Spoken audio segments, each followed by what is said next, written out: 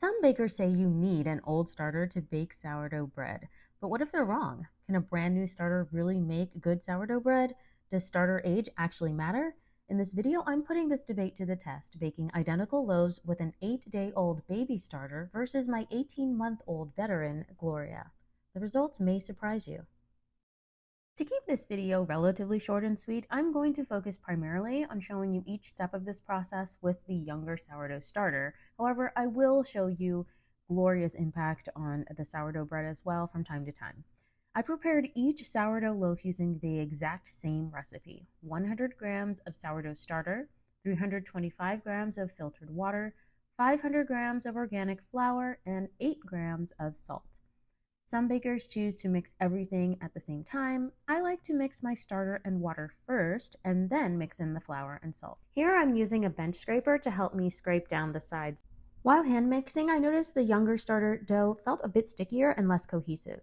Theoretically, during bulk fermentation, the young starter might ferment more slowly due to lower microbial diversity.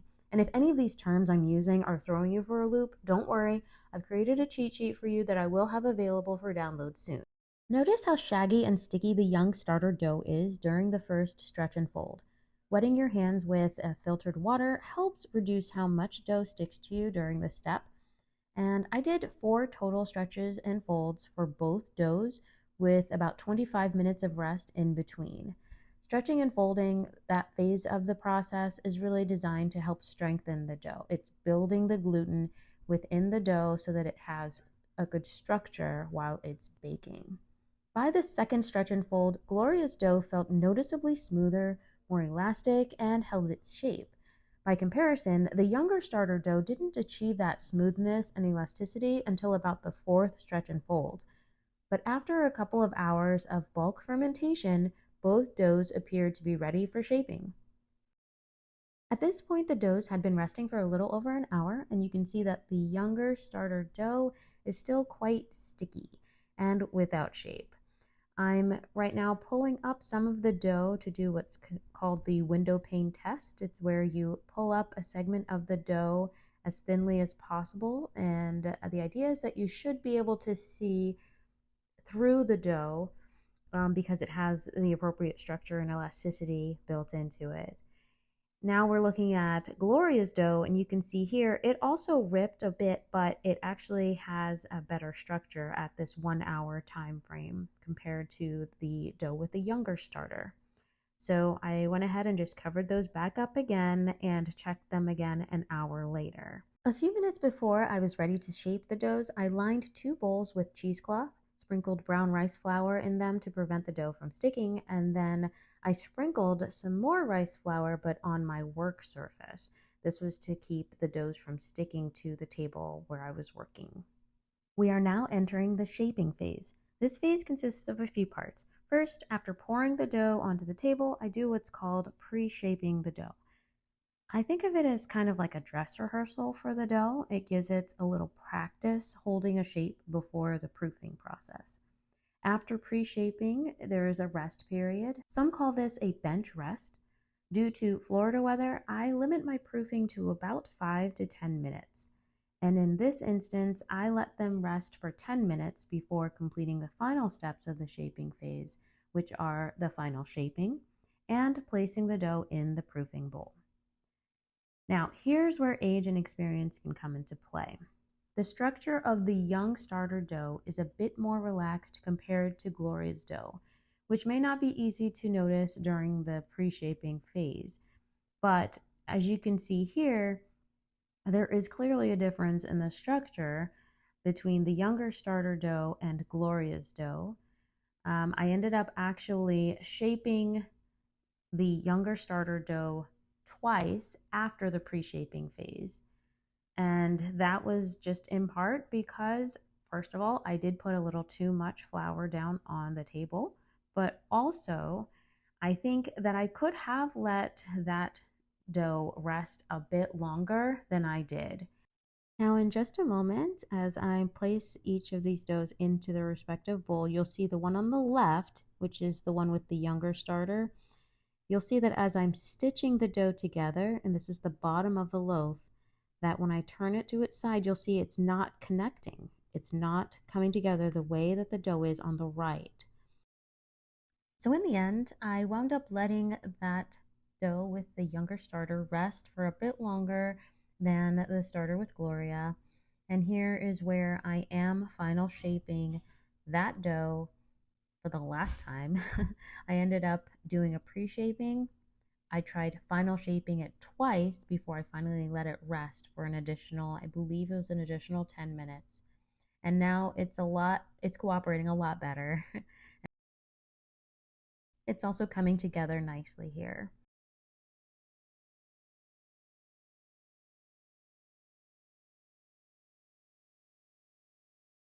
I push the dough away from me and then cup it with my fingers along the front as I pull it back towards me in order to finalize that shape, and then place it in its bowl.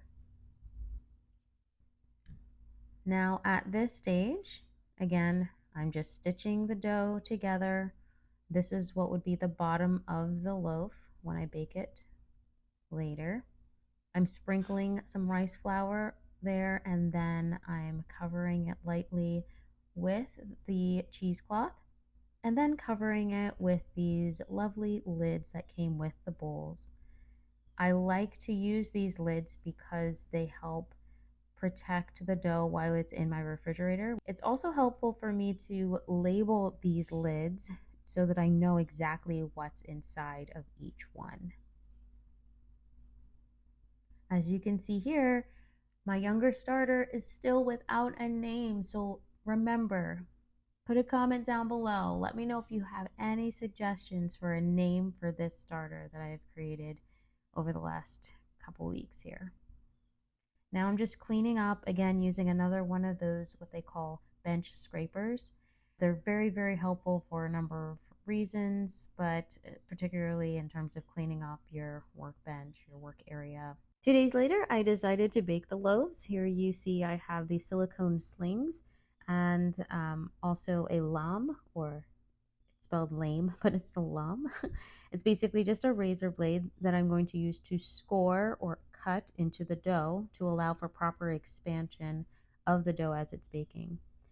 I'm inverting the bowl after I've opened it. I just invert it over the silicone slings, and I'm removing that cheesecloth. This first one, as you can see, it is the dough that contains the younger starter.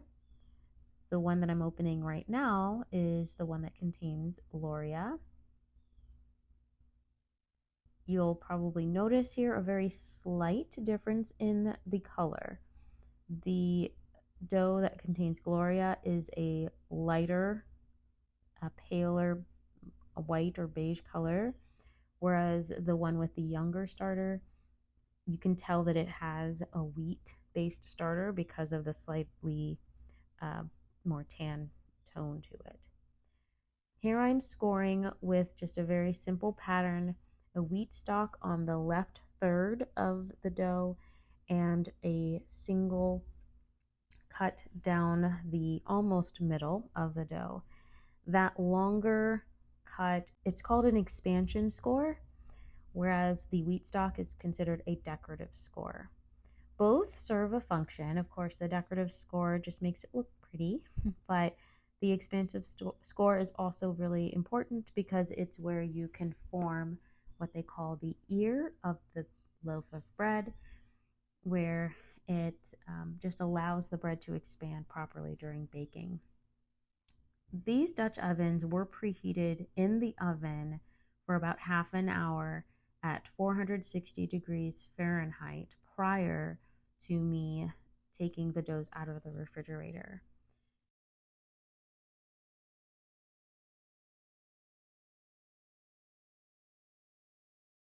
And now I'm lowering the temperature to 450 and I'm setting the timer for 28 minutes.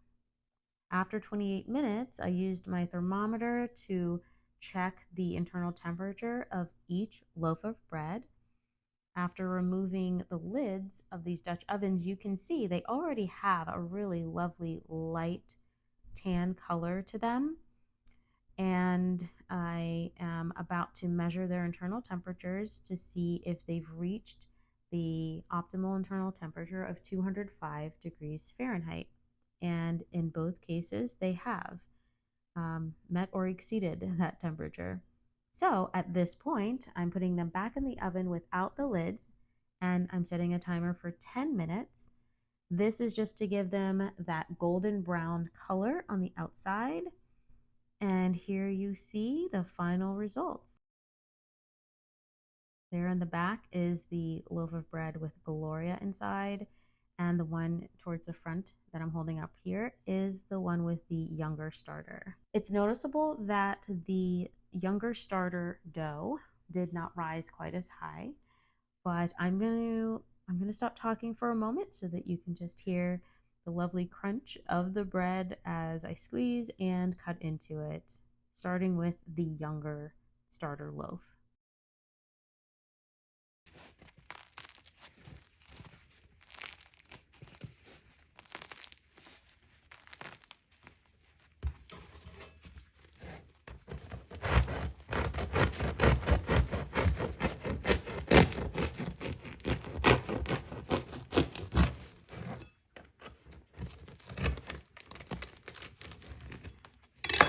As you can see, it has a really nice crumb. It's not quite as tight as you would find in a sandwich loaf. There's a little bit of variety there.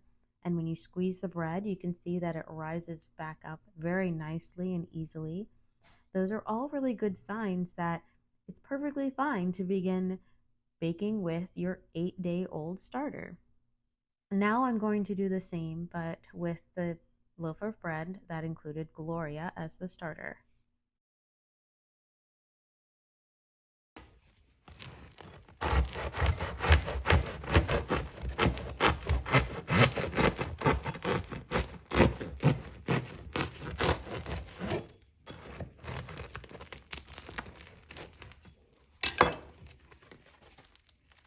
As you can see here, there are more larger holes within this loaf of bread, which is an indication of it being a more mature starter.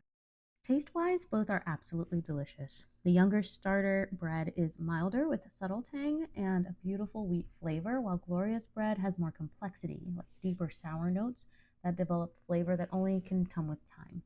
So, what did we learn? Most bakers are right that older starters perform better in general. Gloria's bread had superior rise, structure, and complexity, but here's the surprising truth: that 8-day starter made genuinely good bread. If you're waiting for your starter to mature before baking, don't. Start baking as soon as your starter is active and passing basic tests. You'll make good bread that only gets better as your starter ages. If you enjoyed this starter experiment, smash that like button and hit subscribe with notifications on for more sourdough science. If you're just starting your sourdough journey, check out my first video in this series where I show you exactly how to create your own starter from scratch. And if you've got sourdough discard piling up and need inspiration, you'll love my sourdough discard blueberry pancakes video. They're absolutely incredible. Remember to comment below with your starter's age and any name suggestions you have for my young starter. I read every comment and love hearing about your sourdough adventures. Until next time.